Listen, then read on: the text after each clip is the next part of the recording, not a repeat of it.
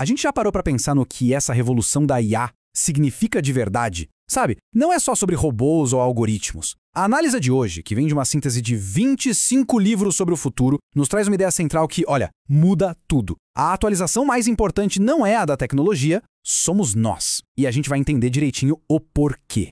Para pensar nisso um segundo. O que está em jogo aqui não são pequenas melhorias. Sabe, a tecnologia nos colocou numa encruzilhada, um ponto crítico na história da humanidade. A escolha que a gente fizer agora não define só a próxima década, mas quem sabe o nosso próprio futuro como espécie. É sério nesse nível. Então vamos mergulhar de cabeça nisso. Não estamos falando de uma ondinha de inovação, não.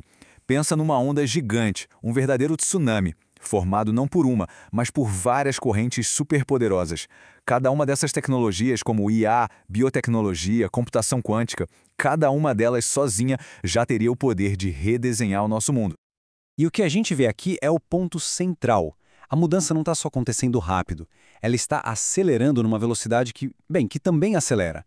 Parece confuso? Imagina assim, cada nova descoberta serve de combustível para a próxima, criando uma bola de neve tecnológica que a gente nunca viu antes. É uma aceleração que se alimenta dela mesma.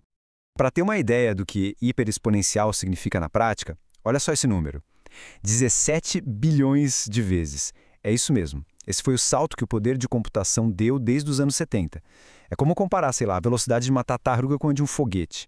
Essa força bruta é o motor que está empurrando tudo isso.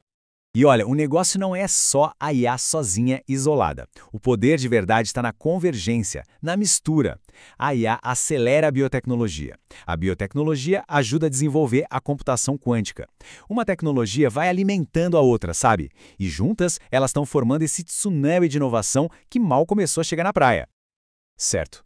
E o que acontece quando essa onda de tecnologia que não dá para parar bate de frente com as estruturas rígidas do nosso mundo? A resposta é uma colisão.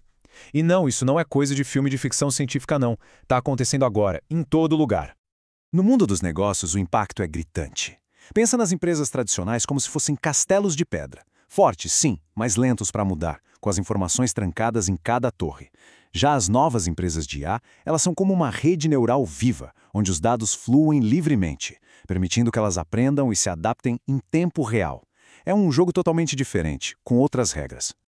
Mas essa batida não para no portão das empresas. Ela está chacoalhando os fundamentos da nossa sociedade.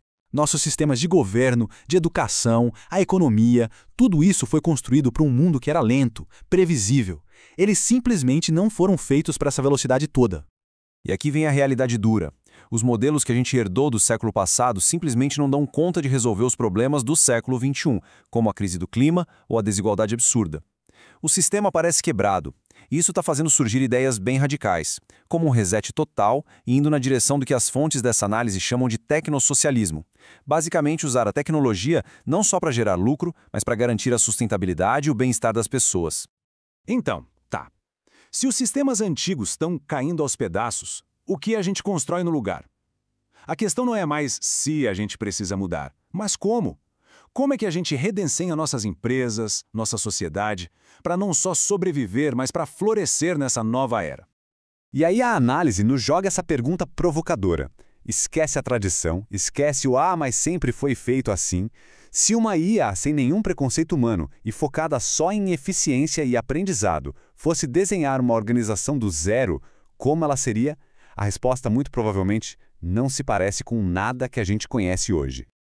Essa mudança toda redefine completamente o papel de um líder. O líder do futuro não é mais aquele capataz que fica dando ordem, sabe? Ele é um arquiteto, um designer de sistemas. A função dele é criar um ecossistema inteligente, um ambiente onde as melhores decisões acontecem de forma quase que automática. E na prática, isso funciona mais ou menos assim. Primeiro, o líder desenha o tabuleiro do jogo. Depois, ele define as regras de como as decisões são tomadas. Aí, ele automatiza, 99% das jogadas do dia a dia. E o que sobra para os humanos? Só as jogadas mais criativas, mais estratégicas, aquelas que as máquinas ainda não conseguem prever. Mas é aqui que a gente chega no ponto de virada de toda essa conversa. A gente pode redesenhar todas as empresas, todos os governos, mas se não fizermos uma atualização fundamental em outro lugar, nada disso vai adiantar. A atualização mais importante não é externa, ela é interna. Para a gente entender isso de verdade, precisamos olhar para além do nosso próprio cérebro. As fontes nos convidam a reconhecer o que elas chamam de inteligência natural. Pensa na sabedoria silenciosa de uma floresta, na dança perfeitamente coordenada de um cardume de peixes. Existe uma inteligência profunda, conectada, em toda a forma de vida. E nós somos parte disso. E essa é a verdade que talvez a gente precise encarar. A nossa visão de inteligência é meio arrogante, né? A gente se colocou no topo de uma pirâmide que nós mesmos inventamos e, no processo, a gente ignora a sabedoria imensa e interconectada que está ao nosso redor e dentro de nós. E isso nos leva a uma conclusão que parece inevitável. Tentar competir com a IA no jogo dela, velocidade de processamento, análise de dados, é uma corrida que a gente já perdeu antes mesmo de começar. Não dá para superar a máquina em poder de cálculo. Simplesmente não dá. A verdadeira resposta, o verdadeiro caminho a seguir, não está lá fora, na tecnologia. Está aqui dentro, na jornada de cultivar aquilo que nos torna únicos, como seres humanos. Nossa consciência, nossa empatia, nossa criatividade.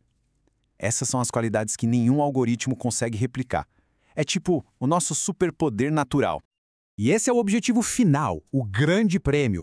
Não é substituir a inteligência humana pela artificial, é criar a inteligência natural aumentada. Um futuro onde a gente usa o poder da computação não para nos diminuir, mas para nos elevar, para nos tornarmos mais conscientes, mais conectados e, no fim das contas, mais sábios. No final, tudo se resume a isso, né? A tecnologia tem que ser uma ferramenta para ampliar o que há de melhor em nós, e nunca, jamais o contrário. A grande questão não é o que a tecnologia pode fazer. A questão é o que nós queremos nos tornar. E será que estamos dedicando tanto tempo para atualizar nós mesmos quanto a gente dedica para atualizar nossos aplicativos? Fica aí a reflexão.